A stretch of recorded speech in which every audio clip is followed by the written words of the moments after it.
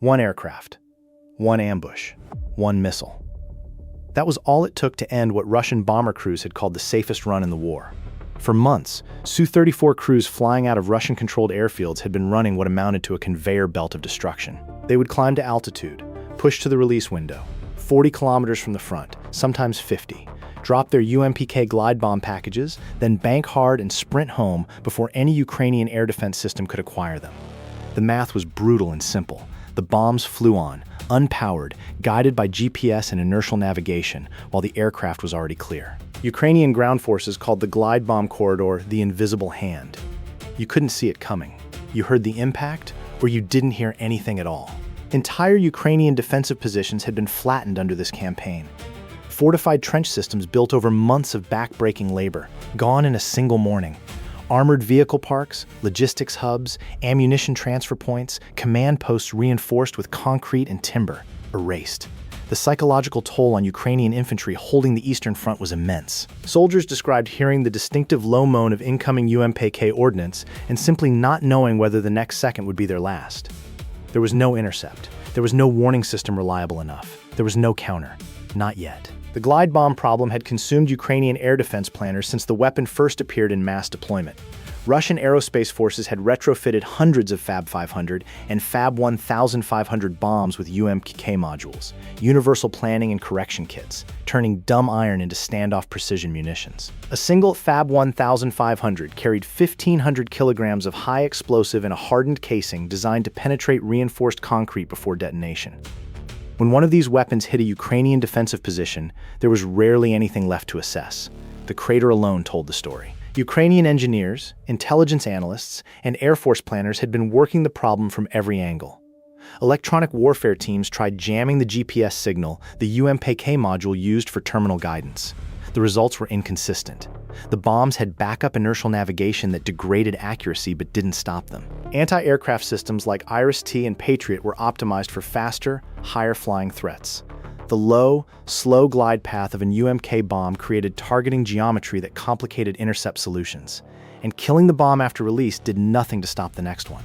The only real answer was to kill the aircraft before it reached the release point. That was the insight. And it was obvious. The problem was execution. A Su-34 operating in the glide bomb role doesn't just appear randomly over the front. It flies a specific profile.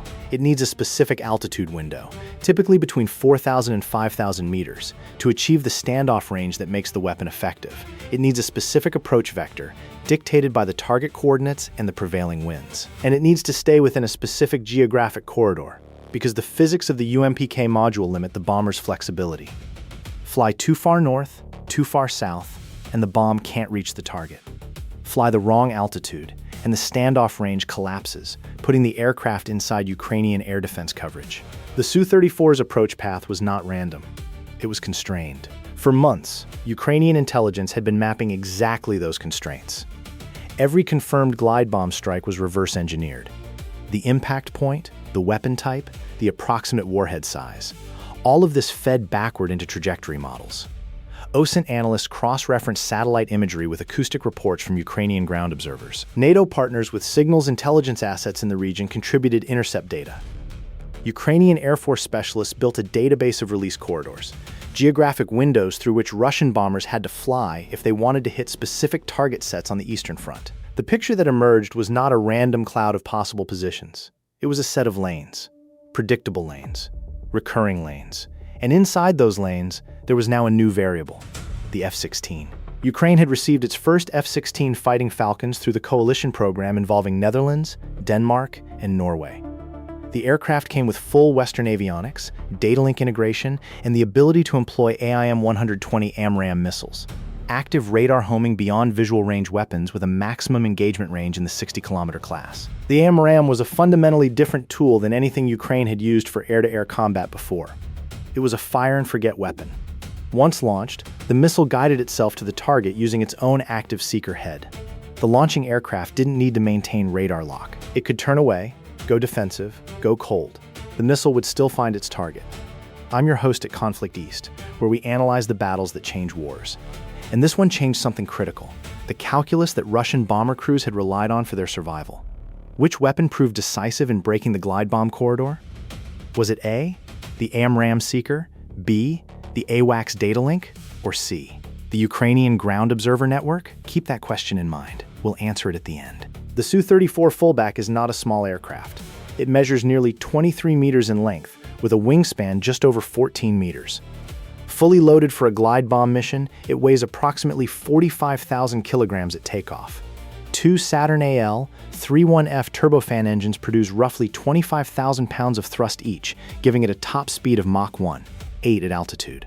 Russian aerospace forces consider it among their most capable multi-role strike platforms. The crew of two, a pilot and a weapons systems officer, operates behind side-by-side cockpit, glazing in an arrangement unique among Russian tactical aircraft, giving both crew members excellent situational awareness forward and to the sides. What the Su-34 was not optimized for was rear hemisphere threat detection while in a low-angle delivery profile, radar system powered down to reduce emissions, flying a predictable corridor at a predictable altitude. That vulnerability was the hinge on which everything turned. The Ukrainian pilot who flew this mission had logged hundreds of combat hours before the F-16 arrived. He had fought the war in Soviet-era MiGs, learning the limits of older airframes and older weapons against a Russian Air Force that had quantitative and qualitative advantages his aircraft couldn't match in a straight fight. The F-16 changed his operational envelope completely. But the aircraft wasn't magic. You still had to put it in the right place, at the right time, with the right information. The right information came from what the Ukrainian Air Force and its NATO partners had built over many months. An aerial intelligence architecture that combined ground-based radar, airborne early warning and control assets, and data link networks connecting those sensors to cockpits in real time. A Ukrainian pilot in an F-16 didn't need to illuminate a target with his own radar to receive targeting data. He could fly with his radar completely off, electronically silent, invisible to Russian radar warning receivers, while receiving positional data on potential threats from other sensors feeding into the network. In practical terms, a Ukrainian F-16 could stalk a target it couldn't see with its own eyes, guided by information from systems the target crew didn't know were watching. Real tactics, real consequences. Conflict East. The operation began in the hours before dawn. Ukrainian intelligence had flagged elevated activity at Russian airfields in the occupied south. Fuel truck movements, weapons loading teams working under floodlights, the infrared signatures of engines being test run. These were indicators that strike operations were being prepared. Based on signals intelligence and pattern matching against previous strikes, the target package was assessed as most likely aimed at Ukrainian logistics infrastructure in a sector that had been receiving attention from Russian glide bomb campaigns over the preceding weeks. Ukrainian Air Force Command activated the contingency that had been prepared for this moment. The F-16 launched in darkness. No navigation lights. Transponder off. Radar cold. The pilot climbed to an intermediate altitude, vectored by ground control and data link guidance from an airborne sensor platform operating well to the west, outside any realistic threat envelope. The AWACS aircraft, one of several Western-provided early warning platforms now integrated into Ukraine's air defense network, had already been tracking the developing Russian strike package as it assembled in Russian-controlled airspace. Multiple Su-34 formations were identified. Altitudes, headings, airspeeds, all feeding in real time to the Ukrainian Operations Center. What weapon would you have chosen in this situation? Comment your analysis. An AMRAAM from standoff? An Iris-T from the ground? Or something else entirely? The selection of which aircraft to target was not random. Ukrainian analysts identified one specific Su-34 tracking toward a release corridor that had been used repeatedly in previous strikes. It was flying the expected profile, climbing through 4,000 meters on a heading that would bring it to its release point in approximately 18 minutes. The aircraft's radar was active, painting the ground ahead. Its radar warning receiver was looking outward and forward. In the judgment of Ukrainian planners, it was exactly the kind of target the ambush had been designed for. The F-16 pilot received the intercept vector. He turned cold toward the engagement geometry, angling to put the Su-34 at his forward quarter without triggering the Russian aircraft's radar warning receiver. The Russian crew was watching its attack systems displays, monitoring the countdown to the release point. The weapons systems officer was inputting final target coordinates into the UMPK guidance package. Standard procedure. Routine, even. The war had been running long enough that some of these missions had developed a terrible normalcy. Stay with me. What happens in the next 14 minutes determines whether the glide bomb corridor survives another day, or whether Russia's most effective standoff weapon just became a death sentence for its own crews. The data link picture in the Ukrainian pilot's cockpit showed the Su-34 at approximately 42 kilometers. Extreme range for an AMRAAM shot, but within the envelope under the right conditions. The pilot wasn't going to take a maximum range shot. He was going to close the geometry, reduce the range to a bracket where probability of kill was high, and then launch. The Su-34 crew had no idea the geometry was changing. Distance, 38 kilometers. The F-16 pilot adjusted his intercept angle slightly, keeping the Su-34 in the forward quarter. His own radar stayed off. The targeting solution was built entirely from datalink data. The AMRAAM's onboard computer receiving the target track and computing its own intercept solution. The missile was already ready. Distance, 31 kilometers. The Su-34 was 8 minutes from its release point. The Ukrainian pilot checked the engagement parameters one final time. The AMRAAM seeker head was in standby. It would go active after launch, once the missile had traveled far enough that its own radar emissions couldn't betray the launching aircraft's position. The launch solution was clean. The datalink track was solid. The target was non-maneuvering, flying straight and level, exactly as it had been for the past 6 minutes. He squeezed the trigger. The AIM-120 AMRAAM left the rail with a flash of rocket motor ignition. A brief, bright event in the darkness that lasted only seconds before the motor burned to completion, and the missile coasted on momentum and aerodynamic efficiency toward its intercept point. The F-16 pilot immediately turned away, descending, going cold, breaking the geometry that any Russian radar sweep might have detected. He had done his part. The missile would do the rest. The AMRAAM traveled at approximately Mach 4 in its initial phase. At that speed, the distance between launch point and intercept geometry collapsed in seconds. The missile's inertial navigation system carried it toward the computed intercept point, updating continuously from the last datalink fix the launching aircraft had transmitted. At a pre-programmed range, the active seeker head woke up. The Su-34 crew's radar warning receiver lit up. There is a specific audio tone that Russian aircraft generate when an active radar seeker acquires their aircraft. Pilots who have heard it in training describe it as one of the most alarming sounds a human being can experience in a cockpit. It means a missile is already in the air, already tracking you, already committed to finding you. The window for evasive action is measured in seconds. The Su-34 pilot reacted immediately and correctly. He broke hard, deploying chaff and flares simultaneously, pushing the nose down to increase speed and change his altitude profile. Standard counter-maneuvering, the right thing to do. The AMRAAM seeker head adjusted its tracking solution. Active radar homing at this range, against a target executing a brake turn, is a solved problem for a modern missile. The Su-34 was a large radar cross-section aircraft. The fullback size worked against it in this moment. The seeker had no difficulty maintaining track. Impact occurred approximately 4 seconds after the Su-34 crew's warning receiver triggered. The missile's continuous rod warhead detonated in proximity to the Su-34's right engine nacelle. The fragmentation pattern was lethal. Hundreds of metal fragments traveling at hypersonic velocity tore through the engine casing, fuel systems, and structural elements of the rear fuselage. The right engine disintegrated. Fire spread immediately. The aircraft lost hydraulic pressure to flight control surfaces within seconds. The Su-34 rolled inverted and entered an uncontrolled descent. Combat footage captured by Ukrainian ground observers tracking the area with optical systems showed a bright fireball descending through low cloud cover, trailing burning fuel and debris across several kilometers before impact with the ground. Satellite imagery analysis conducted in the hours that followed confirmed the impact site. The aircraft and its cargo, including the UMPK-fitted FAB bombs it had been carrying to the release point, were destroyed. Subscribe to Conflict East, because we break down the battles that textbooks will study for decades. Neither crew member survived. The Ukrainian pilot was back on the ground and debriefed within 40 minutes of launch. By the time he was sitting in the operations room reviewing the intercept geometry on the tactical display, Ukrainian Air Force Command had already begun analyzing what had just occurred. This wasn't simply one Su-34 destroyed. It was a proof of concept, a validation of the entire ambush architecture that had been built and rehearsed and refined over months. It also created a second-order effect that Ukrainian planners had anticipated but couldn't fully predict in magnitude. Russian aerospace forces have their own internal reporting systems. A crew that doesn't return is flagged. When the Su-34's transponder went silent and the aircraft failed to return to base, the duty officer at the operating airfield filed an emergency report. The aircraft had been operating in a corridor assessed as low risk. No Ukrainian fighters had been detected. No ground-based air defense had been active in the area. The loss was inexplicable. That inexplicability was the second weapon Ukraine had fired. If you believe tactics win wars, type Conflict East in the comments.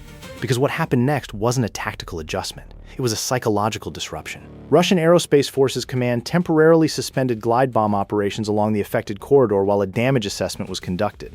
The suspension lasted long enough to matter. Ukrainian logistics personnel used the window to move supplies, reposition equipment, and reinforce positions that had been under constant pressure from the bomb campaign. Ukrainian ground forces commanders reported that the reduction in glide bomb pressure, even temporary, had measurable effects on their ability to conduct forward operations. More significantly, Russian bomber crews now knew something had changed. They didn't know what. They didn't know how. The uncertainty itself was the weapon. A pilot flying a glide bomb profile had previously been able to calculate, with reasonable confidence, that beyond the missile engagement zone of Ukrainian ground-based air defense systems, he was safe. That calculation no longer held. Something had reached out and destroyed a Su-34 in a corridor that was supposed to be safe. Something the radar warning receiver hadn't detected until it was too late. In the days that followed, OSINT analysis of Russian Aerospace Force activity patterns showed measurable changes. Release altitudes increased, bombers climbing higher, which reduced their standoff range and degraded bomb accuracy. Some missions showed approach vectors that added significant distance to the flight profile, suggesting crews were attempting to vary the corridors. A number of planned strike missions, identifiable through signals intelligence, were aborted before reaching the release point. The glide bomb corridor had developed a ghost. Satellite imagery from commercial providers, cross-referenced by Ukrainian-aligned OSINT analysts, documented the impact site of the Su-34 wreck. The debris field was consistent with a high-energy airframe breakup following engine loss and fire. Fragments of UMPK module components were visible in the imagery. The bombs the aircraft had been carrying impacted, unguided, craters scattered in an uninhabited area, all that destructive power wasted. Ukrainian General Staff communications, carefully worded to avoid compromising operational details, confirmed an Air Force engagement. Combat footage verification from multiple independent sources corroborated the timeline and location. The event was real. The kill was confirmed. What would NATO have done differently? Would earlier F-16 deliveries have broken this corridor months sooner? Comment your analysis below. The tactical architecture behind this kill deserves examination because it represents more than a single successful intercept. It represents the maturation of a Ukrainian approach to air warfare that emerged from necessity and became genuine innovation. Ukraine entered the full-scale phase of this conflict without a beyond visual range air combat capability that matched Russian systems. The MiG-29S and Su-27S that formed the backbone of the Ukrainian Air Force were capable aircraft, but their weapons and avionics were products of a different era. The pilots were skilled, extraordinarily skilled, as the air war demonstrated. But they were flying aircraft whose fundamental systems placed them at a disadvantage against the Su-35 and Su-30 fighters Russia used for air superiority and the Su-34S used for strike. The F-16 program changed that equation, but not simply by providing a better aircraft. The aircraft was the delivery mechanism for something more important: integration. The F-16 that executed this ambush was not operating alone. It was a node in a sensor network that extended hundreds of kilometers beyond what any single aircraft could see. The AWACS platform providing datalink guidance was tracking the Su-34 long before the F-16 was even in the area. The ground-based radar network was contributing to the air picture. Electronic intelligence assets were monitoring Russian communications for indicators of strike mission activation. All of that information flowed together into a coherent picture. The F-16 pilot didn't need to understand how every piece of that architecture worked. He needed to trust the datalink picture, fly the geometry he was given, and execute the shot when the parameters were right. That is how modern air combat works at its highest level, not lone heroes in dogfights, though those happen too. Integrated systems, shared data, networked capabilities. Ukraine built that network under fire, with Western support, learning as it went. The ambush that destroyed this Su-34 was the product of that learning. There is a second dimension to this story that matters beyond the tactical. The UMK glide bomb campaign had not just been a military challenge. It had been a deliberate campaign of destruction against Ukrainian civilian and military infrastructure. The bombs hit not just military positions, but the surrounding environment: villages, agricultural land, civilian structures near military targets. Every Su-34 mission that reached its release point represented not just a military outcome, but a humanitarian one. The Ukrainian pilot who fired that AMRAAM wasn't just defending a stretch of frontline. He was defending the people under the flight paths, the people living in the shadow of the corridor, the soldiers in the trenches who had been listening to those bombs arriving for months without any way to stop them. That context doesn't change the tactical analysis, but it sits underneath it. The obstacle in building this capability was enormous. Ukraine didn't simply receive F-16s and deploy them immediately into complex ambush operations. The training pipeline for Ukrainian pilots on the F-16 required months of intensive work in partner nations. Transitioning from Soviet-era aircraft to a Western fourth-generation fighter with fundamentally different avionics, weapons, employment concepts, and data link architecture is not a small ask. Ukrainian pilots did it under the pressure of an ongoing war, knowing that every week of training was a week they weren't in the fight. Integrating Ukrainian F-16s into the broader NATO-compatible sensor network. Aligning data link protocols, making identification systems compatible, securing the communications architecture, required parallel work by Ukrainian military signals specialists, Western technical advisors, and the air forces of partner nations who contributed airborne early warning support. None of this was simple. None of it was fast. And none of it was certain to produce exactly the capability demonstrated in this operation.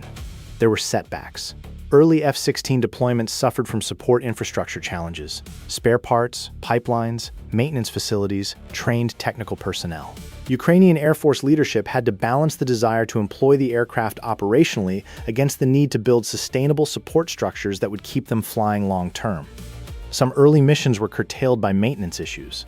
Some planned operations were redesigned when sensor network elements weren't available. The fact that this ambush succeeded as planned was the product of solving all of those problems, one by one, over months of work by hundreds of people whose names will never appear in any public report. For Russian aerospace forces, the lesson was stark.